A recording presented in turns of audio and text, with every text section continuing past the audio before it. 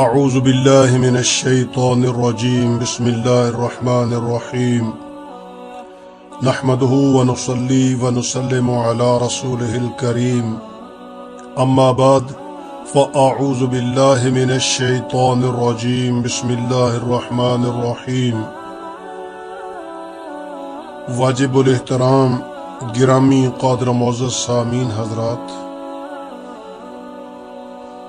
آج کا بیان ایسی اللہ والی بندیوں کے متعلق ہے جن کو اس بات کا یقین ہے کہ ان کی روزی کا بندوبست کرنا اللہ رب العزت کے ذمہ ہے۔ حضرت ابو عبداللہ ابن جعفر رحمت اللہ تعالی علیہ، جو کہ برقی کے لقب سے مشہور ہیں، فرماتے ہیں کہ میں نے ایک بیابان میں ایک بدو خاتون کو دیکھا جس کی کھیتی کڑاکے کی سردی، زوردار آندھی اور موسلا دھار بارش کے سبب تباہ و برباد ہو چکی تھی۔ لوگ اس کے ارد گرد جمع تھے اور اس کی فصل تباہ ہونے پر اسے دلاسا دے رہے تھے۔ اس نے اپنی نگاہوں کو آسمان کی طرف اٹھایا اور کہنے لگی کہ اے میرے پروردگار، پسماندگان کی عمدہ دیکھ بھال کے لیے تجھ ہی سے امید وابستہ کی جاتی ہے۔ جو کچھ تباہ و برباد ہو گیا اس کی تلافی تیرے ہی ہاتھ میں ہے، اس لیے کہ تو اپنی نرالی شان کے مطابق ہمارے ساتھ معاملہ فرماتا ہے، کیونکہ ہمیں یقین ہے کہ ہماری روزی کا بندوبست تیرے ہی ذمہ ہے اور ہماری آرزویں اور تمنائیں تجھی سے وابستہ ہے۔ حضرت ابو عبداللہ بن جعفر رحمۃ اللہ تعالی علیہ فرماتے ہیں کہ میں ابھی اس خاتون کے پاس ہی تھا کہ ایک آدمی وہاں آ پہنچا۔ ہمیں اس کے بارے میں کوئی علم نہیں تھا کہ یہ کون ہے، کہاں سے آیا ہے اور اس کے آنے کا مقصد کیا ہے۔ جب اسے اس عورت کے عقیدے اور اللہ تعالیٰ سے تعلق کا پتہ چلا تو اس نے 500 دینار نکالے، اس عورت کی خدمت میں پیش کر دیے اور اپنی راہ چلتا بنا۔ یعنی اسے کوئی جانتا بھی نہیں تھا اور جہاں سے آیا تھا وہ آدمی، وہ اسی راستے پر واپس چلا گیا۔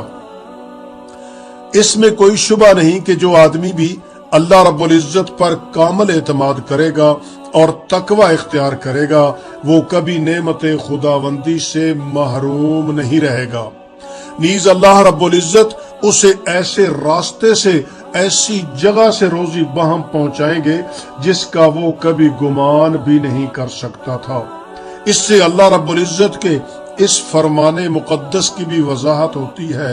اعوذ باللہ من الشیطان الرجیم وَمَن يَتَّقِ اللَّهَ يَجْعَل لَّهُ مَخْرَجًا وَيَرْزُقْهُ مِنْ حَيْثُ لَا يَحْتَسِبُ۔ جو شخص بھی اللہ رب العزت سے ڈرتا ہے، اللہ تعالیٰ اس کے لیے مشکل سے چھٹکارے کی شکل پیدا فرما دیتے ہیں اور اسے ایسی جگہ سے رزق عطا فرمایا جاتا ہے جس کا اسے گمان بھی نہیں ہوتا۔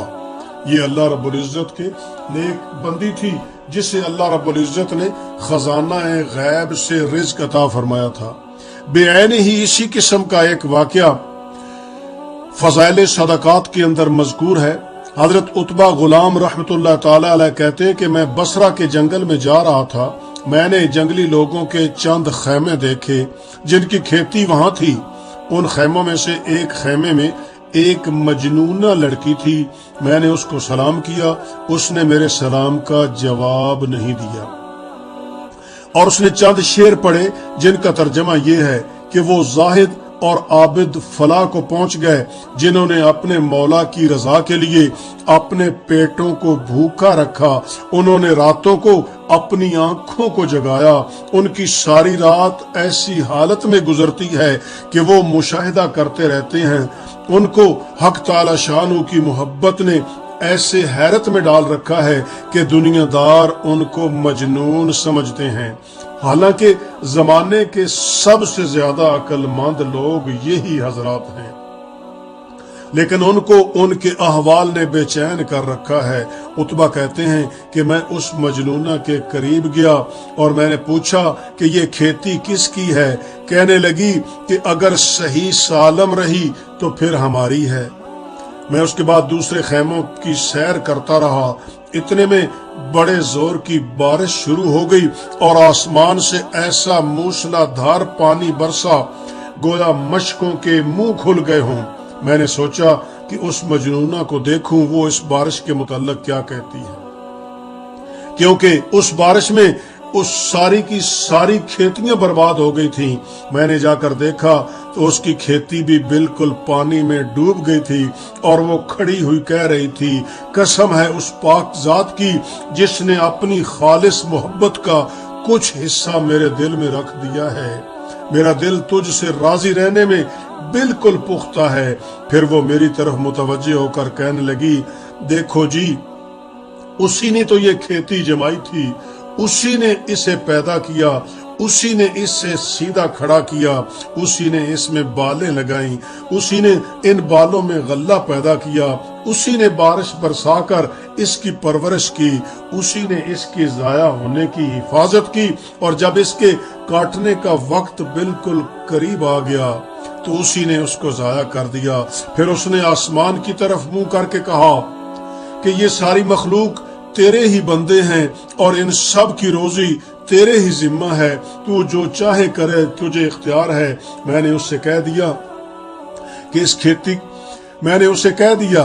اس کھیتی کے برباد ہو جانے پر تجھے کس طرح صبر آ گیا؟